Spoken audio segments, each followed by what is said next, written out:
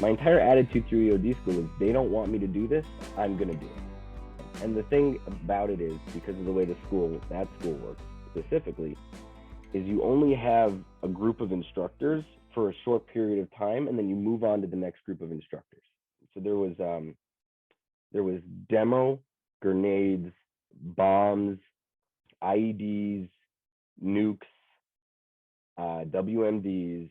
So these are all sections in the school, and each one of those sections, there was a new group of instructors, a new instructor team.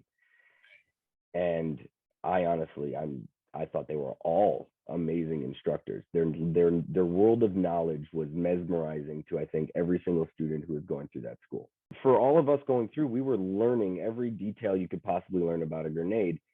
These instructors, we would have to go into the system, search the grenade, know it's like read up and on an entire booklet of how this grenade is built and how it's supposed to, a grenade is an example, but for a bomb, it was the same thing. How this grenade is built, how you're supposed to disarm it, how you're supposed to handle it, what are the hazards, what are the safety hazards you have to be worried about with this piece of ordnance, right?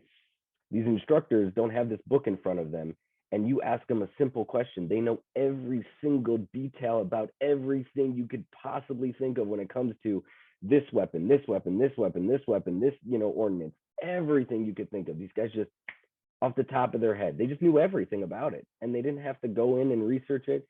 They would write it down and then say, okay, go look in pubs, which is the publication that we would search. They would write it down, go look in pubs, right? And they would say, check this pub out, check this pub out, check this, know where to go. Like, they just, knowledge. That's what it was to all of us. Knowledge. So what did that do for you? It made me want to get as good as they were. It made me want to research. It made me want to look into pubs. It made me want to read. It made me want to learn it.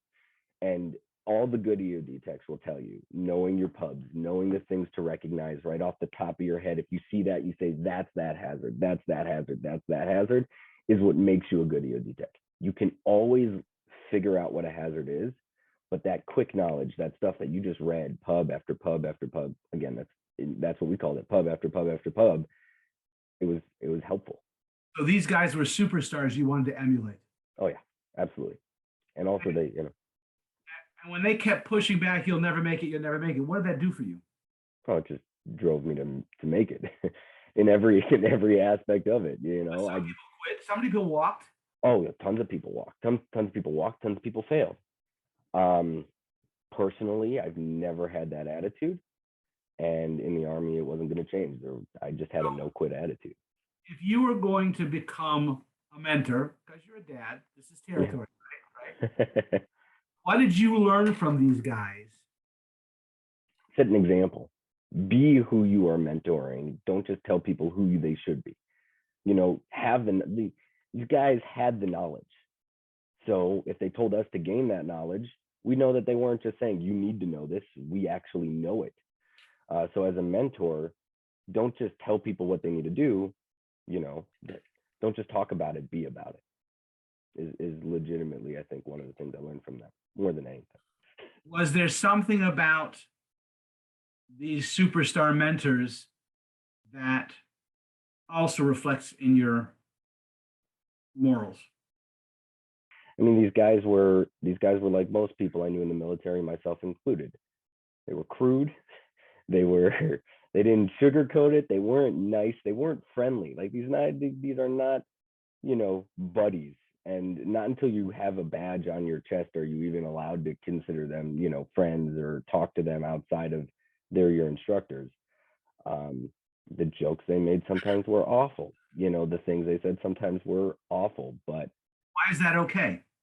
They've seen a lot, they've done a lot, and oftentimes the best way to handle all of that you've seen, all of that you've done, all of that you've been through is to have a sense of humor, to laugh about it, to, add shock value to everything you say sometimes.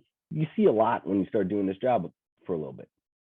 All of them have, in whatever conflict they were in, wherever they've been, they've all seen probably more than your average guy, and not necessarily your average military soldier, because lots of soldiers see a lot of combat, but they've seen a lot of death, they've seen a lot of destruction, they've seen a lot of bad stuff. And also, they're still there. They got 10 and 10, as we like to joke. They have a cocky attitude that is crass